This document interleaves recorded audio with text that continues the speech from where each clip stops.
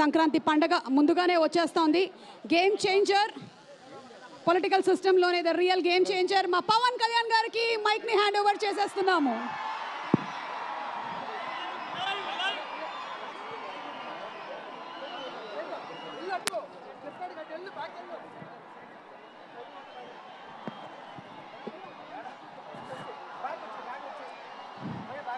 రాజమండ్రి నగరంకి విచ్చేసిన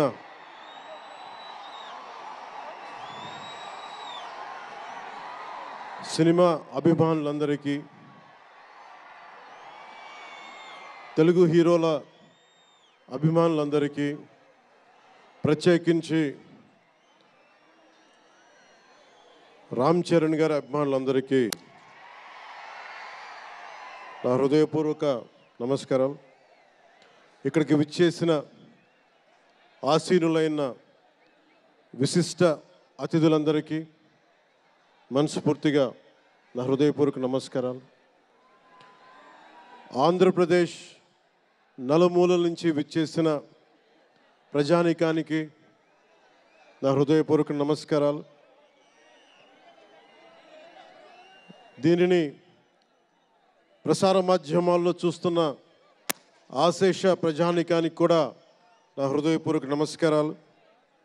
పత్రికాధిపతులకి, పాత్రికేయులకి, యూట్యూబ్ ఛానల్స్కి, అన్ని సోషల్ మీడియా వీక్షిస్తున్న ప్రతి ఒక్కరికి కూడా నా హృదయపూర్వక నమస్కారం.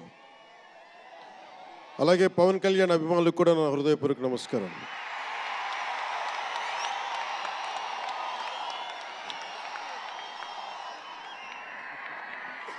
ఎలా చెప్పాలో నాకు తెలియదు.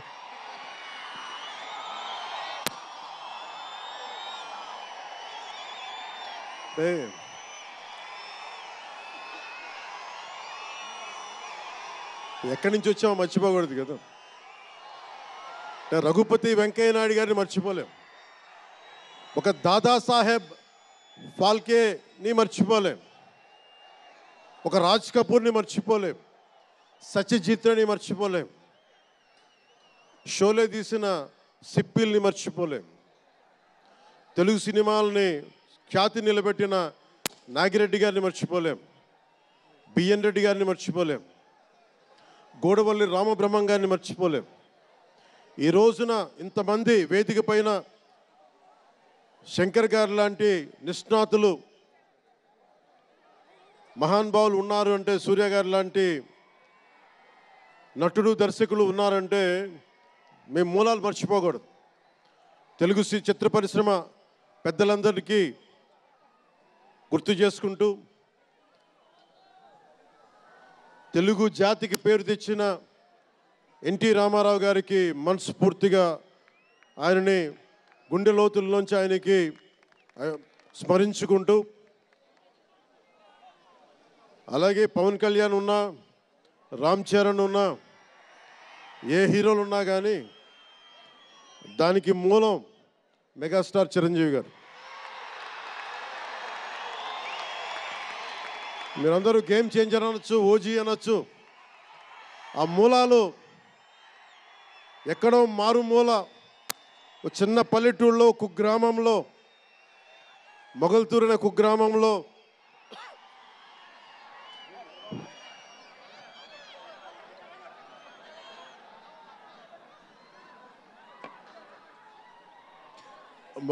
కుగ్రామంలో చదువుతూ విఆర్ఎస్ఎన్ వైఆర్ఎన్ కాలేజ్ నర్సపూర్లో చదువుకుంటూ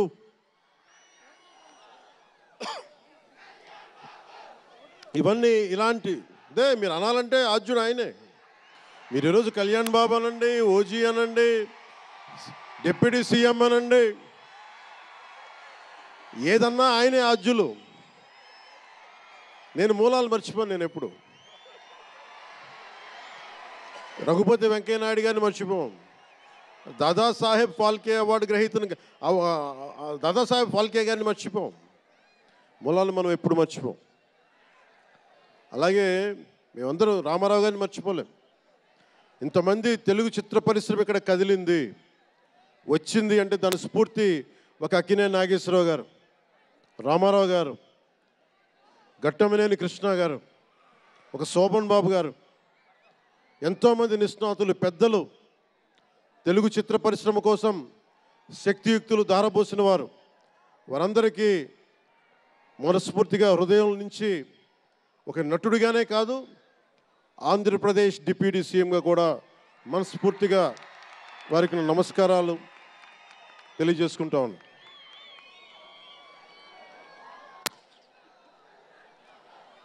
ఈ రోజున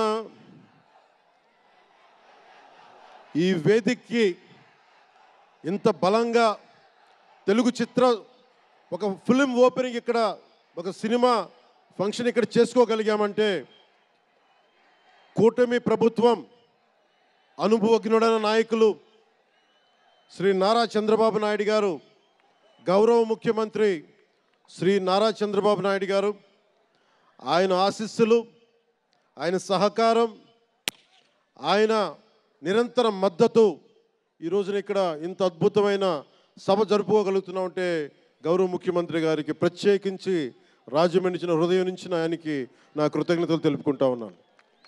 అలాగే ఒక ఫంక్షన్ చేస్తున్నామంటే హోమ్ మినిస్టర్ అనిత గారికి కూడా నా హృదయపూర్వక ధన్యవాదాలు తెలియజేసుకుంటా ఉన్నాను. స్టేట్ డీజీపీ గారికి నా హృదయపూర్వక ధన్యవాదాలు.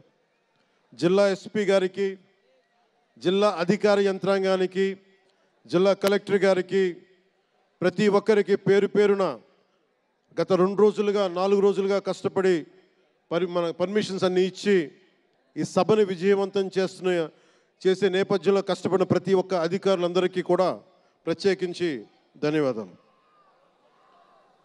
అలాగే వేదిక పైన ఉన్న శ్రీ కందులు దుర్గేష్ గారికి, గౌరవ మంత్రివర్యులు పిడుగు హరిప్రసాద్ గారు, ఎమ్మెల్సీ, మమ్మల్ని ఇన్ని రకాలుగా ఆయన, మీకు తెలుసు కదా గోరట్ల బుచ్చి చౌదరి గారి గురించి, ఆయన్ని పట్టు విడవరు ఆయన, మనం వదలాల్సిందే పట్టు. అలాంటి గోరంట్ల బుచ్చయ్య చౌదరి గారికి మనస్ఫూర్తిగా నా హృదయపూర్వక నమస్కారాలు. అలాగే యువరక్తంతో రాజమండ్రి రాజకీయాల్లో ప్రజలకి నిరంతరం సేవ చేద్దామని చేస్తే ఆదిరెడ్డి వాసు గారికి నా హృదయపూర్వక నమస్కారాలు. అలాగే నిరంతరం గత పాలనలో ఒత్తిళ్లు ఎదుర్కొని బలంగా నిలబడ్డ రాజనగరం ఎమ్మెల్యే శ్రీ బత్తుల బలరామకృష్ణ గారికి, అలాగే కె శ్రీనివాసరావు గారికి, గౌరవ ఎమ్మెల్యే, వారికి నా హృదయపూర్వక నమస్కారాలు. అలాగే Kakinada urban development authority chairman Shri Tummala Babu గారికి నా హృదయపూర్వక నమస్కారాలు.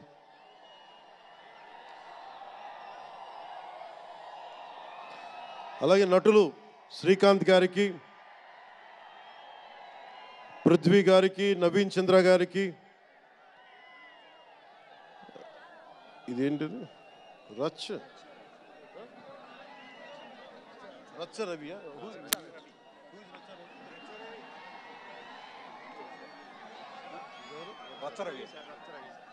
రచ్చ రవి గారికి, రామ్ జోగేష్ శాస్త్రి గారికి, కాసరాల శ్యామ్ గారికి,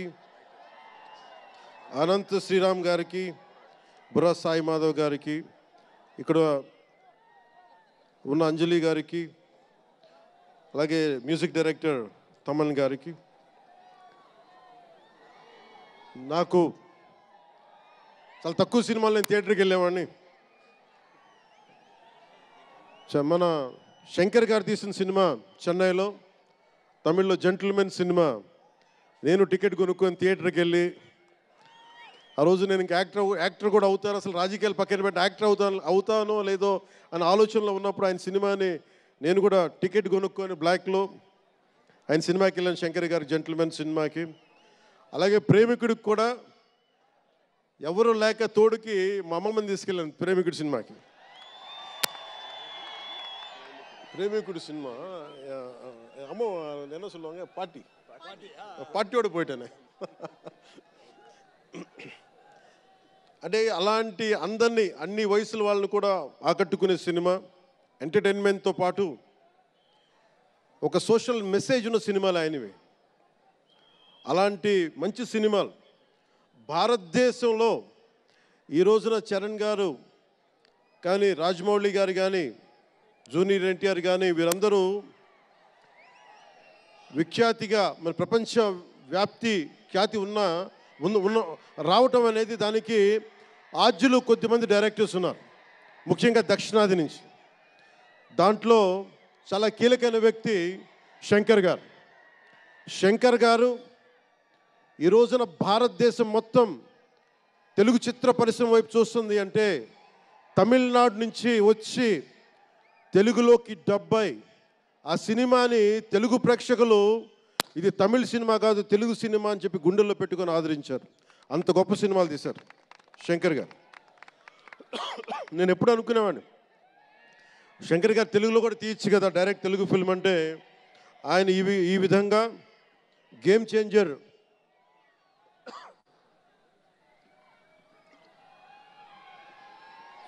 చేంజర్ సినిమాని పూర్తిగా తెలుగులో తీసి మిగతా భాషల్లో డబ్ చేసే క్రమంలో రిలీజ్ చేస్తుంది. మనస్ఫూర్తిగా వారికి నా ధన్యవాదాలు. అలాగే దిల్ రాజు గారు, నేను తొలి ప్రేమ సినిమా అప్పుడు ఆయన డిస్ట్రిబ్యూటర్ అంటే ఏదో ఒక చిన్న పోస్టర్ చూసి ఎక్కడో ఒక మాటిని ఈ సినిమా చాలా సూపర్ డూపర్ హిట్ అవుతుందని ఒక నమ్మకంతో పాపం ఆయన అడ్వాన్స్ ఇచ్చారు. అలా స్టార్ట్ అయిన వ్యక్తి. మేము వకీల్ సాబ్ నా నిర్మాత కూడా అయినా. ఎలాంటి నిర్మాత అంటే నేను బాగా కష్టాల్లో ఉన్నప్పుడు డబ్బులు లేవు నా దగ్గర, పేరు ఉంది కానీ డబ్బులు లేవు, మార్కెట్ ఉందో లేదో తెలియదు. అలాంటి పరిస్థితుల్లో వచ్చి వకీల్ సాబ్ అనే సినిమా నాతో తీసి ఈరోజు జనసేన పార్టీ నడపడానికి ఇంధనంగా పనిచేస్తుంది వకీల్ సాబ్ సినిమా. దాని నిర్మాత దిల్ రాజు గారు. సో మనస్ఫూర్తిగా వారికి నా ధన్యవాదాలు. అలాగే రామ్ చరణ్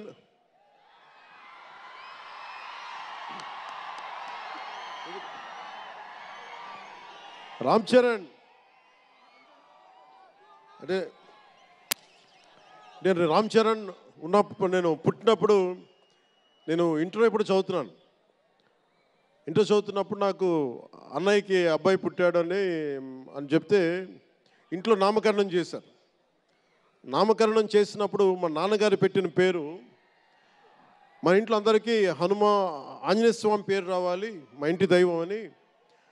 రామ్ చరణ్కి రాముడి చరణాల దగ్గర ఉండేవాడు ఎవడో హనుమంతులు, ఆంజనేయ స్వామి. నిత్యం బలం ఉండి కూడా వినయ విధేయతలతో ఉండే వ్యక్తి ఆంజనేయ స్వామి.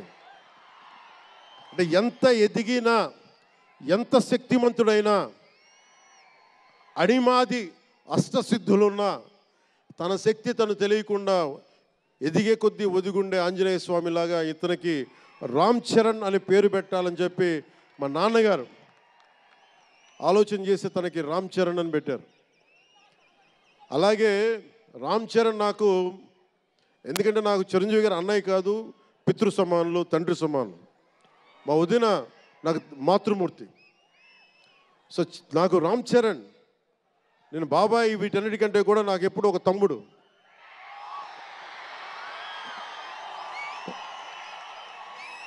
చిన్నప్పుడు బాగా ఏడిపించేవాడిని. అంటే నేను ఇంకా బద్ధకంగా ఉండేవాడిని. అంటే కరెక్ట్గా చెప్పాలంటే నేను తమ్ముడు సినిమాలో నా క్యారెక్టర్ లాగా ఉంటే రామ్ చరణ్ 7 ఏళ్ల వయసు, నా రెండో కొడుకు అంత వయసు ఉండేది. ఇప్పుడు ఆ వయసులో తెల్లవారుజామున చలిలో హార్స్ రైడింగ్ నేర్చుకోవడానికి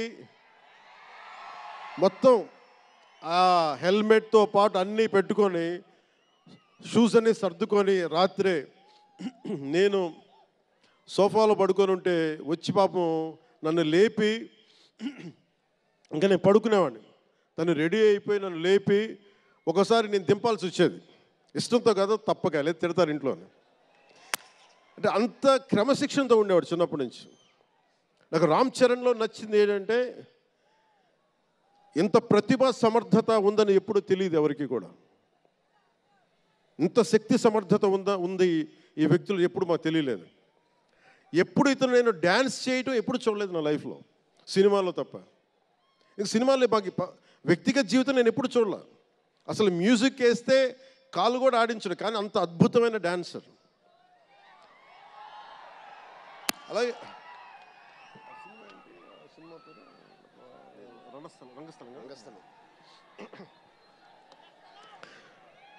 రంగస్థలం గురించి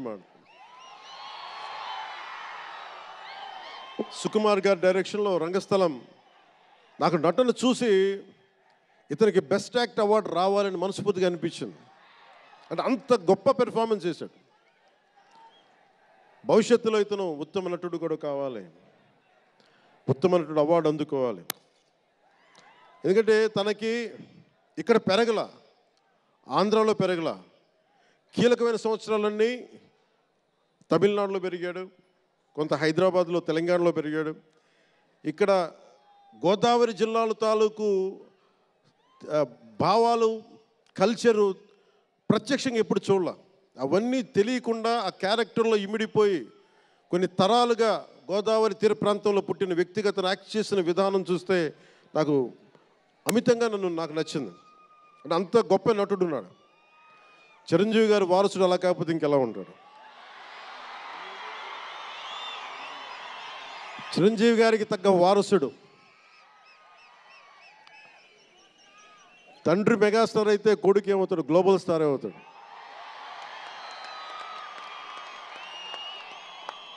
అంటే చిరంజీవి గారిని ఎందుకు అంటే ఎక్కడ గుర్తు పెట్టుకోవాలంటే, అంటే నాకు మా అన్నయ్య అంటే ఎందుకు గౌరవం,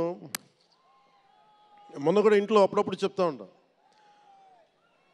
ఆయన ఒక మొగల్తూరు నుంచి వచ్చిన వ్యక్తి, ఎవరు ఆధారం లేరు. మీరు ఇంతమంది లక్షల మంది ఇక్కడ ఉన్నారు, జనం ప్రజలందరూ ఉన్నారు. మనకు ఎవరో ఒకళ్ళు ఉండాలి అని అనుకోకర్లా. మీకు మీరే ధైర్యం. మీరు అనుకుంటే మీరు సాధిస్తారు.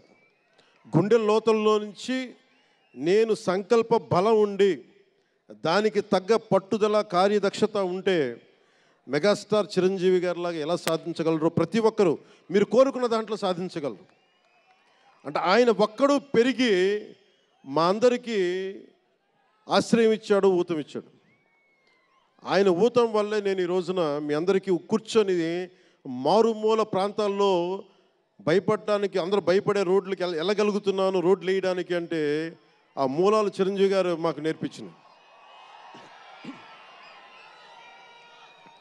అంటే ఇది ఎందుకు చెప్తున్నానంటే, నేను చిరంజీవి గారిని ఎంత కష్టపడేవారు ఆయన కష్టపడి బయటికి వచ్చి ఇంటికి వస్తే నేను అర్ధరాత్రి పూట వెయిట్ చేసేవాడిని అక్కడ సోఫాలో పడుకున్నాను హాల్లో. మా అన్నయ్య గారు ఎప్పుడు వస్తారు, ఆయన ఎంత కష్టపడేవారంటే కనీసం వచ్చి షూలు ఇప్పుకోవడానికి అసలు శక్తి ఉండేది కాదు. అలిసి సొలిసి ఒళ్ళు కుమిలిపోయి, అంటే ఏమంటుందని అసలు కందిపోయి దెబ్బలు తిని, ఎందుకంటే అప్పుడు సేఫ్టీ మెకానిజం లేదు. మన గుండా షూటింగ్ టైంలో మన ఏదో అనకాపల్లి వెళ్తుంటే ఇక్కడే చిరంజీవి గారు చేశారని ఎవరో ఆయన సన్నిహితులు చెప్తా ఉంటే, ఆ పడిపోయి ట్రైన్ కింద యాక్సిడెంట్లో కాలు ఫ్రాక్చర్ అయ్యి, అలాంటి ఒక సేఫ్టీ లేని పరిస్థితులు ఆయన చేస్తూ ఇంటికి వచ్చేటప్పటికి మాకు చేయగలిగేది ఏంటంటే, మాకు గిల్టీగా ఉండేది. తమ్ముడు సినిమాలో నేను ఎలా ఉండేవాడిని, ఆకతాయిగా తిరుగుతా, అలా నాకు అలా అనిపించేది నా జీవితం. అలా లేననుకోండి, కానీ మా అన్నయ్య వచ్చేటప్పటికి ఏదైనా చేద్దామని తపంతో పాపం ఆయన సాక్స్ తీస్తే కాళ్ళు వాచిపోయాయి. ఆ షూ కూడా వచ్చేది కాదు, చెమటతో తడిచిపోయేది. ఆయన షూలు తీసి ఆయన పాదాలు తుడిచి అది చేస్తే మాకు ఒక చిన్నపాటి ఉపశాంతి మాకు లభించేది. ఎందుకంటే ఇంత కష్టపడుతున్నాడు ఇంతమంది కోసం అనేది. అంటే అలాంటి కష్టాన్ని చూసి పెరిగాడు రామ్ చరణ్. అందుకే ఎందుకు ఆయన గురించి చెప్తున్నానంటే, మేము ఎప్పుడూ దీన్ని అహంకారంగా తీసుకోవాలి. మెగా అభిమానులు ఇలాంటి పదాలు మేము ఎందుకు మాట్లాడమంటే, ఇక్కడ అందరి హీరోల అభిమానులు ఉన్నారు. జూనియర్ ఎన్టీ, మీరు అందరు సినిమాలు చూస్తారు. రామ్ చరణ్ ఒక సినిమాని ఎక్కువ ఇంకొక హీరోని ఇష్టపడచ్చు, ఒక హీరోని ఎక్కువ ఇష్టపడచ్చు. జూనియర్ ఎన్టీఆర్ గారిని ఇష్టపడతారు, అల్లు అర్జున్ గారిని ఇష్టపడతారు. అలాగే ఒక ప్రభాస్ గారిని ఇష్టపడతారు. ఇంకా హీరోస్ పేర్లు అందరూ చెప్పి ఒకసారి మర్చిపోయి. ఘట్టంనేని మహేష్ గారిని ఇష్టపడతారు. అంటే నేను ఎందుకు అందరి హీరోల క్షమించాలి, అందరి హీరోల అభిమానులని పేరు పేరున నేను సమయం తక్కువ ఎక్కువ మంచి అందరి హీరోలు పేరు పేరున చెప్తున్నాను. చిన్న చిత్తగా అట్లని చెప్పట్లా. ఎవరైనా సరే, ఏ స్థాయి హీరోలైనా సరే వారు ప్రత్యేకించి అభిమానులు ఉంటారు. నాని గారు ఉన్నారు, ఆయనకి ప్రత్యేకించి మా ఇంట్లో చాలామంది అభిమానులు ఉన్నారు. మా సిస్టర్ చాలా నచ్చుతారు మా చెల్లికి నాని గారి సినిమాలు. ఇలాగా మా ఇంట్లో అందరికి కూడా మా చిరంజీవి గారు మాకు నేర్పించింది ఒక హీరోని ద్వేషించే పని మాకు తెలియదు. మాకు చిన్నప్పటి నుంచి మా జీవితంలో కళమా తల్లి సాక్షిగా చెప్తున్నాం, ఎప్పుడు కూడా మా ఇంట్లో ఈ హీరో సినిమా పోవాలి, మేము ఉండాలి మా ఇంట్లో ఎప్పుడు లేదు. అసలు ఆ సంస్కృతి మా ఇంట్లో లేదు. అందుకు మేము అందరం బాగుండాలని కోరుకుంటాం. ఎందుకు బాగుండాలని కోరుకుంటామంటే సర్వే జనం సుఖినో భవంతు అని చెప్పి మా నాన్న నేర్పించిన ఇది మాకు సంస్కృతి. అది మేమే బాగుండాలి, వాళ్ళు బాగుండకూడదు అనుకుంటే ఎకానమీ తిరగాలి, అందరి దగ్గర డబ్బులు ఉండాలి, అందరూ బాగుండాలని కోరుకుంటాం. అలాంటి పరిస్థితుల్లో అలాంటి వాతావరణంలో పెరిగాం. రామ్ చరణ్ అలాంటి వాతావరణంలో పెరిగిన వ్యక్తి. నాకు చాలా గర్వంగా ఉంటుంది, చాలా ఆనందంగా ఉంటుంది. అతని హార్స్ రైడింగ్ చూస్తే మటుకు నాకు చాలా అసూయ వస్తుంది. నాకు చాలా తక్కువ సందర్భాల్లో నాకు అసూయ వస్తాయి. మొన్న ఈ మధ్యన అరకుకి వెళ్ళినప్పుడు గిరిజన ప్రాంతాల్లో ఉన్న సోదరులను చూసి ఆ పచ్చని చెట్ల మధ్య వాళ్ళ జీవన విధానాన్ని చూసి నాకు అసూయ వచ్చింది. అలాంటి అసూయ రామ్ చరణ్ని చూస్తే నాకు మగధీరలు అనిపించింది. ఎంత అద్భుతంగా చేస్తున్నాడు అతను. చిన్నప్పుడు నేను కూడా నేర్చుకొని ఉంటే ఇలా ఇంట్లో కూర్చొని కాళ్ళు బాలజాపుకొని కూర్చోకుండా, పుస్తకాలు కాకుండా ఇంకేదైనా చేస్తుంటే నేను ఇంత అద్భుతంగా చేసేవాడిని అనిపించేది. ఆ పట్టుదలతోటి నాకు హార్స్ రైడింగ్ నేర్చుకోలేదు జీవితంలో. ఇప్పుడు గబ్బర్ సింగ్ సినిమాకి నాకు హార్స్ రైడింగ్ పెట్టారు. అందరూ ఏమనుకున్నారంటే పవర్ స్టార్ అంటే అన్నీ వచ్చేసి అనుకున్నారు. నాకు తెలియదు అయ్యి. హార్స్ రైడింగ్ అని చెప్పారు. ఓకే అని గుర్రం చూపించారు నాకు. అది కచ్ రాష్ట్రం గుజరాత్లో. గుర్రం దగ్గరికి వెళ్ళా. సార్ ఏం లేదు, దౌడు తీసుకుంటే గ్యాలప్ మీద వచ్చేయాలంటే ఓకే షూర్ అన్నాం, డెఫినెట్గా వచ్చేస్తానమ్మా.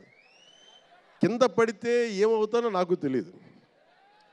సార్ నాకు ఒకటి తెలుసు, తెగింపు తెలుసు. గుర్రం దగ్గరికి వెళ్ళి చెప్పా, దానికి చెవిలో చెప్పాను, నాకు హార్స్ రైడింగ్ రాదు. వీళ్ళందరూ నన్ను ఎక్స్పెక్ట్ చేస్తారు నేను చాలా గొప్ప హార్స్ రైడర్ అని. అంటే హీరో అంటే అన్నీ తెలియాలని అనుకుంటారు. నాకు తెలియదు హార్స్ రైడింగ్. దానికి ఒక పంచదార ముక్కను చిన్న క్యారెట్ పెట్టా, జాగ్రత్తగా తీసుకెళ్ళి నాకు వదిలేవాను. పాప ఆ గుర్రం అది నన్ను ఎంత అద్భుతంగా తీసుకెళ్ళిందంటే అది మీరు చూసారు ఆ సీన్లో. నేను అందరినీ మోసం చేశాను ఆ సినిమాలో. నాకు హార్స్ రైడింగ్ రాకుండా సినిమా వరకే హార్స్ రైడింగ్ వచ్చినా కదా.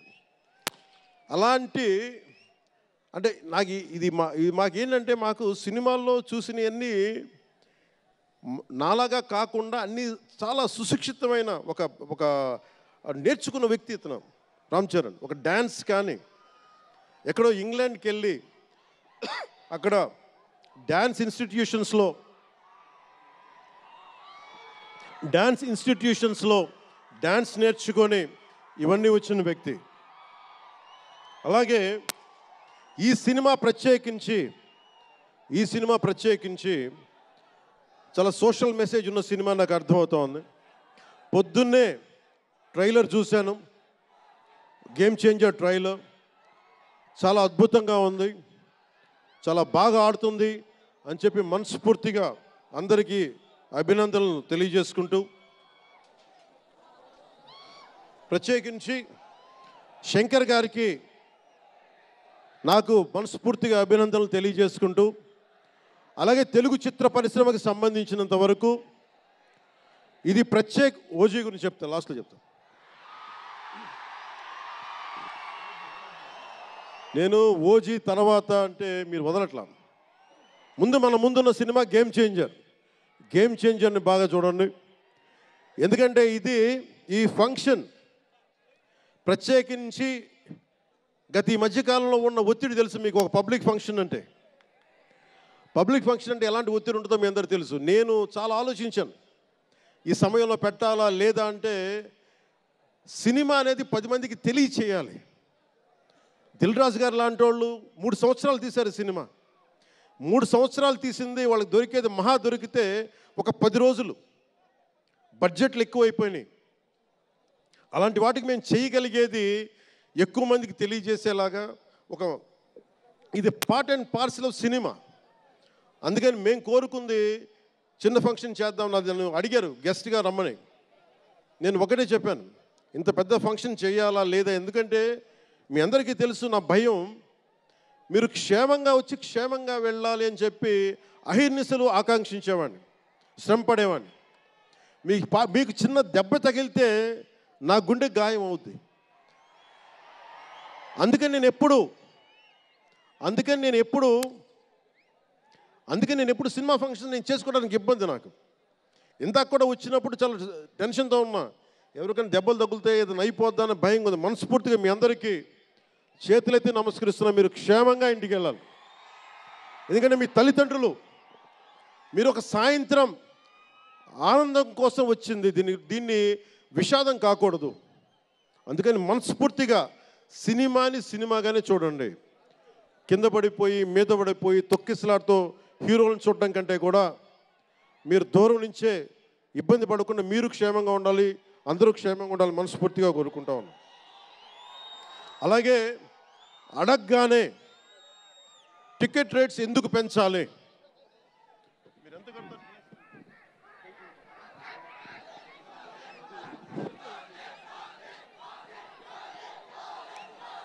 టికెట్ రేట్స్ ఎందుకు పెంచాలి అని చాలామంది అడుగుతూ ఉంటారు. ఒక నిమిషం. Thank you. సినిమా రేట్లు ఎందుకు పెంచాలని అడుగుతారు. ఈ రోజున సినిమా రేట్లు పెంచాలి అంటే it's a purely demand and supply. నాకు శంకర్ గారి సినిమా నేనే బ్లాక్లో కొనుక్కొని చూశాను చెన్నైలో. అది నా సరదా. అది అంటే నాకు ఇచ్చిన డబ్బులు నేను కొనుక్కొని చూశాను. ఇప్పుడు ఆ బ్లాక్లో వెళ్ళే డబ్బు ఎవరికి వెళ్ళిపోద్ది. అలా కాకుండా టికెట్ రేట్లు డిమాండ్ అండ్ సప్లై మీద ఉంటుంది. అలాంటి డబ్బులు పెరిగితే మీరు ఇష్టపడి మీ హీరోకో ఏదో ఇష్టమైన సినిమాకో మొదటి రోజే చూడాలనుకుంటారు. That's a demand. అందుకని ఎందుకు ఇంతంటే బడ్జెట్స్ పెరిగిపోయినాయి. తెలుగు సినిమా మొత్తం ప్రపంచపరంగా వెళ్తూ ఉన్నాయి. దీనికి డబ్బులు కావాలి అంటే పెట్టుబడులు కావాలి, మార్కెట్స్ పెరిగినాయి. అలాగే పెరిగిన ప్రతి రూపాయికి 18% జిఎస్టీ కడతాం. ప్రభుత్వానికి ట్యాక్స్ వస్తుంది. పెరిగిన ప్రతి రేటుకి ట్యాక్స్ వస్తుంది. ఇదేదో ఉట్టినా ఇవ్వట్లేదు ప్రభుత్వం. ప్రతి ఒక్కరికి ఏముంటుందంటే దీని ఒక ఫాల్స్ నెరేటివ్ ఉంది బయట. నా సినిమాకి టికెట్ రేట్లు పెంచకపోగా తగ్గించేశారు. భీమ్లా నాయక్కి ఇప్పుడు చాలామంది హీరోస్ అందరూ కూడా వాళ్ళెవరూ కూటమికి మద్దతు చెప్పలేదు. కానీ మేము ఎక్కడ వివక్ష చూపించలా, అందరూ బాగుండాలని కోరుకుంటాం. ఎందుకంటే చిత్ర పరిశ్రమకి మొన్న దిల్ రాజు గారు కూడా చెప్పారు, చిత్ర పరిశ్రమకి రాజకీయ రంగు పులమటానికి మాకు ఇష్టం లేదు. Though I belong to NDA, though I'm head of Janasena party, cinema should be treated as a separate entity. No politics should seep into cinema. Milton Friedman అనే ఒక ఎకానమిస్ట్ ఒక చిన్నపాటి పెన్సిల్ని ఇలా చూపిస్తూ, ఈ పెన్సిల్ని తయారీకి ఈ కనిపించే టిప్పు ఈ మెటీరియల్, దీని లోపల ఉండే గ్రాఫైటు ఈ మెటీరియల్, ఇవన్నీ ఒక్కొక్కటి చెప్పుకుంటూ దీనికి వెనక పెన్సిల్ ఉండే రబ్బరు ఇది ఎక్కడి నుంచి వస్తుంది ఇలా చెప్పుకుంటూ వెళ్తా, ఇది ఒక్క ప్రాంతం నుంచి రాలా, అనేక దేశాల నుంచి. గ్రాఫైట్ ఏమో ఎక్కడ వేరే కంట్రీస్ నుంచి. ఈ పెన్సిల్కి పెట్టిన మన బ్రాంజ్ రిబ్బన్ను అదేమో వేరే చైనా నుంచో లేదంటే ఏషియా నుంచి. ఈ చేసిన వాళ్ళందరూ ఒక మతం కాదు, ఒక కులం కాదు, ఒక దేశం కాదు. ఒక చిన్నపాటి పెన్సిల్కే ఒక రకరకాల వ్యక్తులు, రకరకాల దేశాలు కలిసి రావాలి. అలాంటిది ఇంత సినిమాకి శంకర్ గారు తమిళియన్, మనకి దిల్ రాజు గారు ఫ్రమ్ తెలంగాణ, ఇక్కడ ఒక్కొక్కరిని అడగండి, ఒక్కొక్కళ్ళు ఒక్కొక్క రాష్ట్రం నుంచి వస్తారు, బట్ అందరూ కలిసి సినిమాని తీస్తారు, మీకు ఆహ్లాదం కలిగజేస్తారు.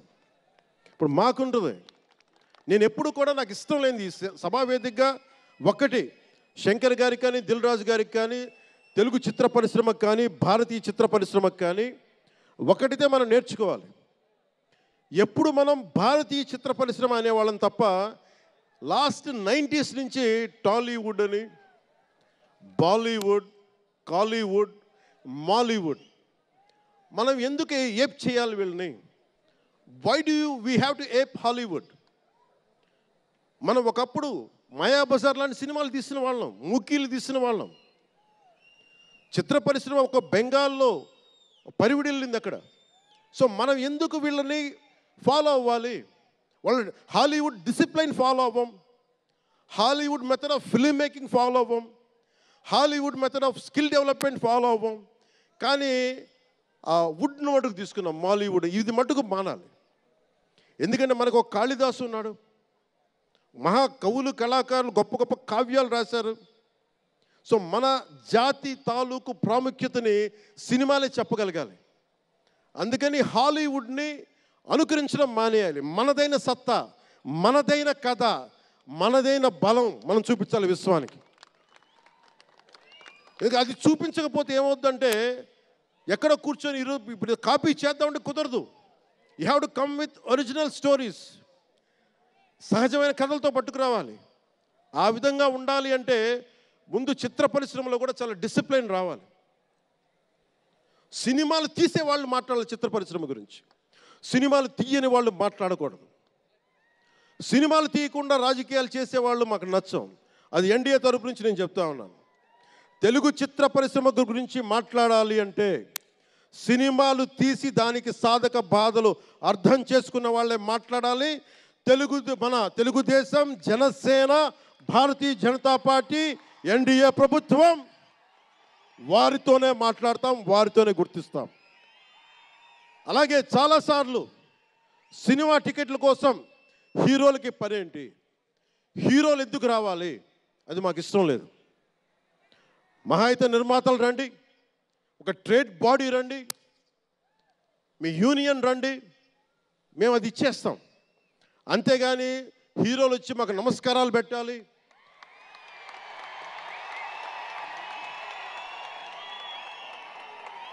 అంత ఒక లో లెవెల్ వ్యక్తులం కాదు మేము. దీన్ని ఎక్కడి నుంచి నేర్చుకున్నాం? స్వర్గీయ నటరత్న ఎన్టీ రామారావు గారి దగ్గర నుంచి నేర్చుకున్నాం.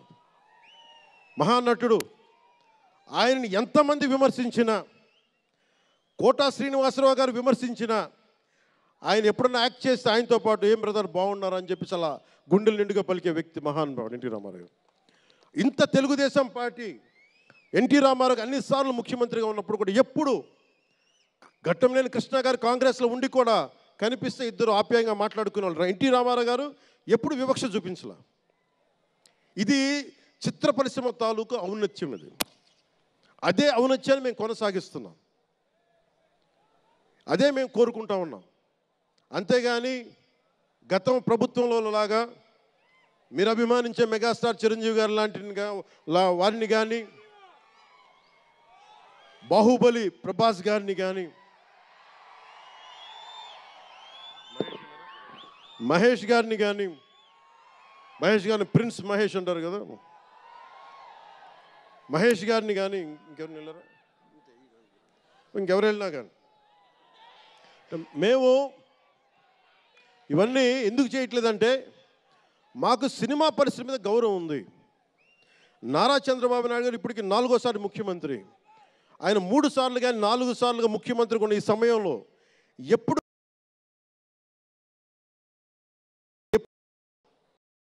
ఆయన తెలుగు చిత్ర పరిశ్రమను ఇబ్బంది పెట్టలేదు. ఇక్కడున్న చిత్ర పరిశ్రమ కోసం, సినిమాల కోసం పరితపించే కథల కోసం మనం వెనకాడతాం. మన కథలు కావాలి. సినిమా జీవితంలో లేని సినిమాల్లో వెతుక్కుంటాం. మనం జీవితంలో దొరకని న్యాయాన్ని సినిమాలో న్యాయం దొరికితే తృప్తి పడతాం. ఒక్కటి సినిమా తీస్తే ఎందుకు చూస్తాం మనం శంకర్ గారి డైరెక్షన్లో? అరే మన జీవితంలో మన ముఖ్యమంత్రి ఇలా ఉంటే బాగుంటుంది అనుకుంటాం. ఆ కథని, ఆ భావాన్ని సినిమాగా తెరకెక్కిస్తే అది బాగుంటుంది. ఒక శివాజీ సినిమా ఎదురు తిరిగితే ఎలా ఉంటుంది, ప్రత్యామ్నాయంగా రాజు చేస్తే ఎలా ఉంటుంది ఒక శివాజీ. ఇలాంటి సినిమాలన్నీ కూడా మనకి నిజ జీవితంలో జరగనివి మనం ఒక అట్లీస్ట్ సినిమా ప్రపంచంలో చూస్తే ఒక తృప్తి ఉంటుంది.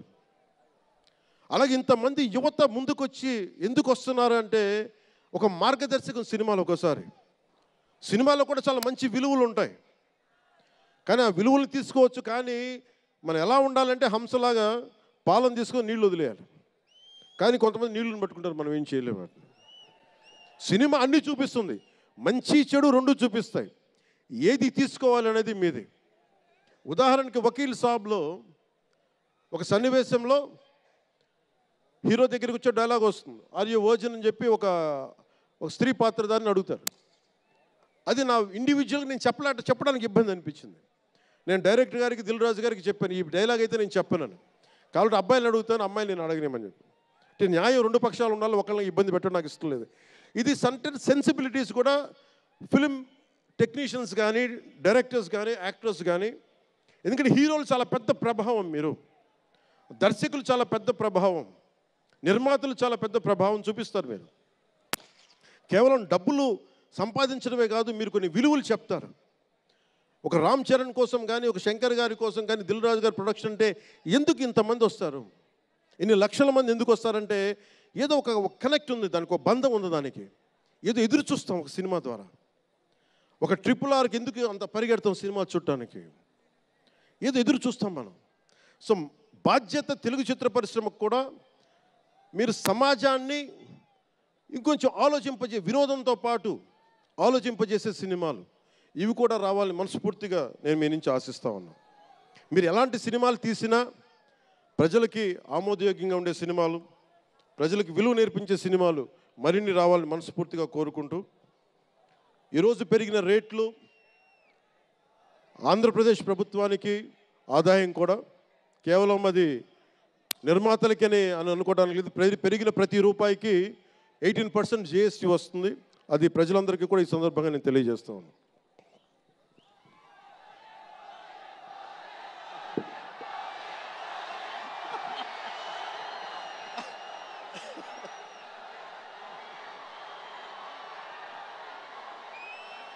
మీరు ఓజీ నా దుంప తెంపేస్తున్నారు. ఆయన మాట్లాడడం దాని గురించి వేరే మాట్లాడడం. డైరెక్టర్ ఇక్కడే ఉన్నారు, 3 సినిమాలు ఉన్నాయి.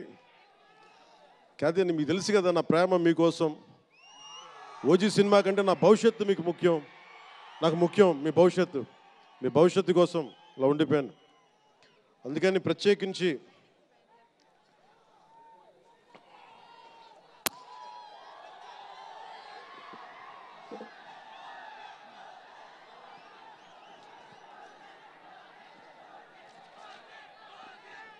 మనం మాట్లాడుకుందాం. ఇది అంటే వేరే సినిమా గురించి, ఒక గేమ్ చేంజర్ అనే సినిమాకి వచ్చి మనం ఓజీ గురించి మాట్లాడుకోండి. ఓజీ కోసం వచ్చినప్పుడు ఓజీ గురించి మాట్లాడాలి. అందుకని ప్రత్యేకించి ఆంధ్రప్రదేశ్ రాష్ట్ర ప్రభుత్వం తరపున గేమ్ చేంజర్ సినిమాకి, గేమ్ చేంజర్ దర్శకులు శంకర్ గారికి, గేమ్ చేంజర్ నిర్మాతలు దిల్ రాజు, లక్ష్మణ్, శిరీష్ గారికి, అలాగే గ్లోబల్ స్టార్, మెగాస్టార్ తనయులు రామ్ చరణ్ గారికి నా హృదయపూర్వక శుభాకాంక్షలు తెలియజేసుకుంటూ, ఇక్కడ ఉన్న మంత్రివర్గ సభ్యులకి, సహచర శాసనసభ్యులకు ప్రతి ఒక్కరికి నా హృదయపూర్వక నమస్కారాలు. అలాగే నా మిత్రుడు, నాకు సన్నిహిత మిత్రుడు SJ సూర్య, உங்க பற்றி சொல்லிட்டே இருந்தேன் சார், உங்க பற்றி சொல்லிட்டே இருந்தேன் தந்தி டிவியில், நீங்கள் எனக்கு எவ்வளோ பிடிக்குன்னு சொல்லிட்டே இருந்தேன். ఈయన ఏ మేరా జహాన్ పాట పెడతానంటే మీరు అమ్మాయిలతో డ్యాన్స్ చేయాలి సార్ అంటాడు. నేను అంటాను దేశభక్తి చెప్పాలి. మా ఇద్దరు గొడవ అయింది. నేను చెప్పాను, నువ్వేమనుకుంటా అవి చేస్తాను తప్ప నేను మటుకు ఏ మేరా జహాయో చేస్తాను. నేను అమ్మాయిలతో డ్యాన్స్ చేయనని చెప్పాను. చాలామంది చేశారు, ఎందుకంటే నేను బాగా చేయలేను తెలుసు నాకు. దానికి ఏదో కూర్చుని పాపం నా మాట మా ఇద్దరికి అలా మంచి ఫ్రెండ్స్, స్నేహం మా ఇద్దరి మధ్య. గంటలు గంటలు మాట్లాడుకుంటాం. ఈ మధ్య కుదరట్లేదు. సో గ్రేట్ యాక్టర్, మంచి దర్శకుడు కాదు, ఎక్స్ట్రాడినరీ డైరెక్టర్. నా కోపం ఏంటంటే డైరెక్షన్ వదిలేశాడు. ఎప్పుడు పైన విటిట నీ direction. You are such a fantastic and fabulous director. And okay, that's fine. ఆయన డ్రీమ్ ఏంటంటే I want to be an actor అనేవాడు. ఇప్పుడు హీ ఫుల్ఫిల్, ఆయన సాధించుకున్నారు. అందరి మనసులు దోచుకున్న నటుడయ్యారు. మనస్ఫూర్తిగా వారికి నా అభినందనలు తెలియజేస్తా ఉన్నాను. అలాగే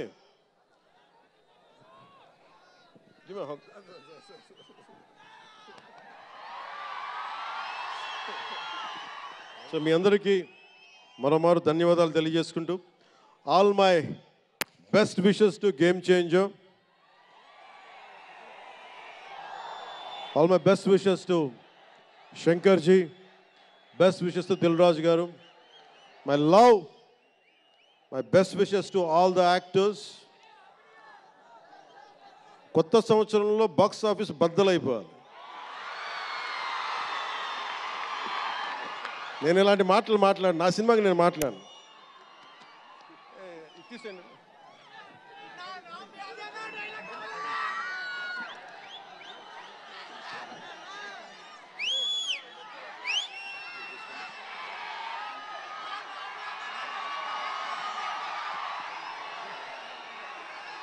మీరేం చేస్తారో తెలీదు. మగధీరుడు అల్లూరి సీతారామరాజుగా మొత్తం జీవించేశాడు. అందరి తోటి నటుల మీద అమితమైన ఇష్టం చూపించేవాడు. అందరికీ ఫ్రెండ్ రామ్ చరణ్. అందరి హీరోలకి చాలా గౌరవంగా ఉండేవాడు. సంవత్సరానికి 100 రోజులు మా నాన్న ఏ పేరు మీద ఏం తలుచుకొని పెట్టాడో తెలియదు, కానీ 100 రోజులు, సంవత్సరంలో 365 రోజులు, కనీసం 100 రోజులు అయ్యప్ప స్వామి మాల అంటాడు, ఆంజనేయ స్వామి మాల అంటాడు.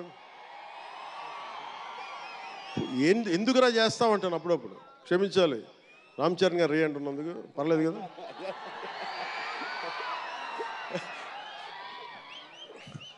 అంటే ఎందుకంటే నాకు బాధ్యత తప్పకుండా ఉండటానికి, నియంత్రించుకోవడానికి, అహంకారం రాకుండా ఉండటానికి, ఎప్పుడు చూడండి చెప్పులు లేకుండా ఉంటాడు. అంటే నాకే అనిపిస్తుంది, కనీసం నేను వేసుకునే చెప్పులు కూడా వదిలేడానికి ఇబ్బంది పడతాను అప్పుడప్పుడు. అలాంటిది రామ్ చరణ్ చెప్పులు లేకుండా, మామూలు హీరో కాదు, హాలీవుడ్ దాకా వెళ్ళాడు, ఆస్కార్కి వెళ్ళాడు. అక్కడికి వెళ్ళి ఎంత గుండె ధైర్యం అంటే, నేను చెప్పులు వేసుకుంటా, అవసరమైతే మంచి సూటు బూట్ వేసుకుని తయారవుతాడు, లేదంటే అయ్యప్ప స్వామి మాలేసుకుని కనిపిస్తూ ఉంటాడు. అంటే వ్యక్తిత్వంలో ఎంత బలం ఉండాలి ఆ వ్యక్తికి. అందుకని అలాంటి రామ్ చరణ్ మంచి 16 అణాలు తెలుగువాడు, మా బంగారం. నా తమ్ముడు, ఒక తల్లికి పుట్టకపోయినా కానీ నా తమ్ముడు. ఎప్పుడు ఎదిగే కొద్దీ ఒదిగుండేవాడు.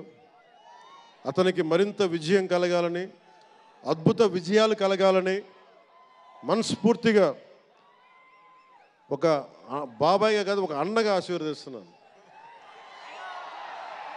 I love you Ram Charan. I love you all.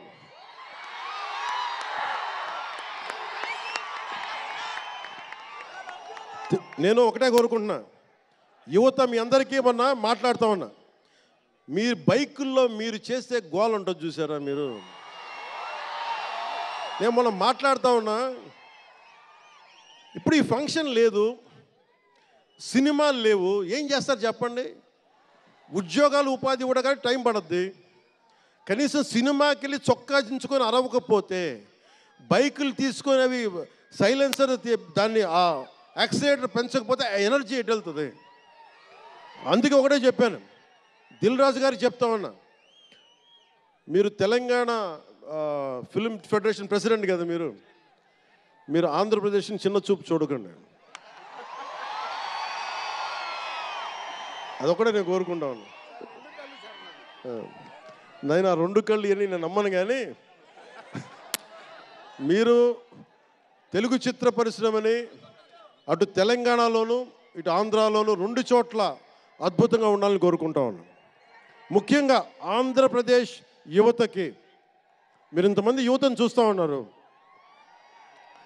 వీళ్ళకి స్టంట్ స్కూల్స్ పెట్టండి. మా వాళ్ళు బైక్లు వేసుకొని తిరుగుతూ ఉంటారు, గోల్ చేస్తూ ఉంటారు. ఒక మంచి స్టంట్ స్కూల్ పెట్టండి. గోదావరి జిల్లాలోనూ రాయలసీమలోనూ మా కడపలోనూ ఎక్కడో చోట ఒక 2-3 స్టంట్ స్కూల్స్ పెట్టండి. మా వాళ్ళకి స్కిల్ డెవలప్మెంట్ ఇవ్వండి. మాకు ఒక స్క్రీన్ ప్లే ఎలా రాయాలో మా వాళ్ళకి చెప్పండి. ఒక రాజమౌళి గారు వచ్చి చెప్పమని చెప్పండి. త్రివిక్రమ్ గారిని వచ్చి క్లాసులు తీసుకోమని చెప్పండి మా వాళ్ళకి. ఒక తమన్ లాంటి మనకి మ్యూజిక్ దర్శకులు కానీ,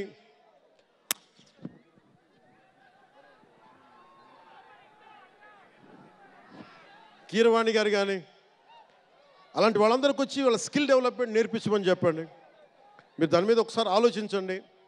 స్టూడియోలు పెట్టండి. ఇక్కడ కొంతమంది అసిస్టెంట్ డైరెక్టర్స్కి ఎలా ఉండాలి, డైరెక్టర్స్ కావాలంటే ఏం చేయాలి, 24 క్రాఫ్ట్స్లో ఒకళ్ళకి ప్రొడక్షన్ డిజైనింగ్ నేర్పించండి. మా వాళ్ళకి ప్రొడక్షన్ డిజైనింగ్ స్కూల్స్ పెట్టండి. ఫిల్మ్ మేకింగ్ స్కూల్స్ పెట్టండి. ఈరోజున మీకోసం ఇంతమంది వచ్చారు. మీరు తిరిగి ఇవ్వగలిగేది మీకోసం రేట్లు పెంచాం. ముఖ్యమంత్రి గారు మీకు అండగా ఉన్నారు, చంద్రబాబు నాయుడు గారు. మేమందరం మీకు అండగా ఉన్నాం. తెలుగు చిత్ర పరిశ్రమని మీ ద్వారా మేము కోరుకునేది ఇంతమంది యువతున్నారు. వీరికి మీ ద్వారా కొంత ఉపాధి కల్పించండి. నేను సినిమాని మాట్లాడుతుంటే నేను టీవీని ఎప్పుడు వదలలేదు. టీవీ మీడియంని చిన్న తెర అనుకుని, చిన్న తెర పెద్ద తెర ఉండదు. తెర చిన్నదైనా పెద్దదైనా ఒకటే మాకు.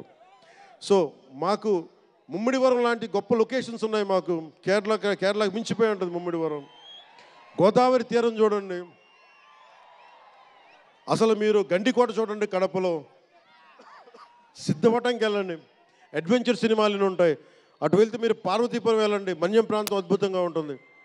మీరు లొకేషన్స్ని ఎక్స్ప్లాయిట్ చేయండి. ఇక్కడ అందరికీ మేము సౌకర్యాలు కల్పిస్తాం. మా దుర్గేష్ గారికి కూడా చెప్తా ఉన్నాను, మనకు కూర్చొని ఇక్కడ టూరిజం డెవలప్ చేయాలి.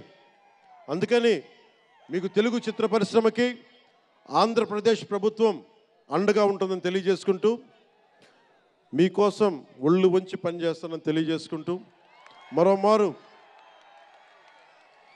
మనందరికీ ఇష్టమైన రామ్ చరణ్కి గుండెల నుండి శుభాకాంక్షలు తెలియజేసుకుంటూ, శంకర్ గారికి మరోమారు కృతజ్ఞతలు తెలియజేసుకుంటూ, దిల్ రాజు గారికి ఇద్దరికి అభినందనలు తెలియజేసుకుంటూ, నటీనట వర్గానికి ప్రతి ఒక్కరికి అందరికీ ధన్యవాదాలు తెలియజేసుకుంటూ, మీ అందరూ క్షేమంగా ఇంటికి వెళ్ళండి. ఇంట్లో అమ్మా నాన్నని అడిగానని చెప్పండి. నాకంటే వయసులో పెద్దవారైన ఎవరన్నా ఉంటే వారికి నా పాదాభివందనాలు తెలియజేయండి. మీరు 2 చేతులైతే దండం పెడుతున్నా, క్షేమంగా క్షేమంగా క్షేమంగా ఇంటికి వెళ్ళండి.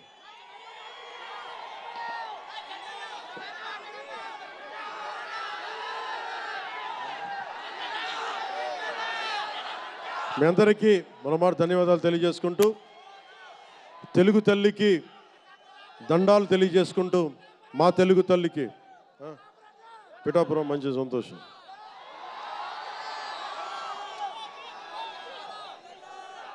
అలాగే మీ అందరికీ ధన్యవాదాలు తెలుపుకుంటూ, ఏ దేశం ఎగినా ఎందుకు కాలినా పొగడరాని తల్లి భూమి భారతిని అంటే సభ ఆరంభంలో మాట్లాడలేకపోయాను. నాకు జన్మనిచ్చిన నా నేల నేను దండాలు పెట్టుకుంటూ, నాకు దేశభక్తిని నింపిన నా భారతదేశానికి జై జైలు చెప్తూ సెలవు తీసుకున్నాను. అందరూ క్షేమంగా ఇంటికి వెళ్ళండి. మనస్ఫూర్తిగా ఇక్కడికి వచ్చిన ప్రతి ఒక్కరికి పేరు పేరున ధన్యవాదాలు తెలుపుకుంటూ,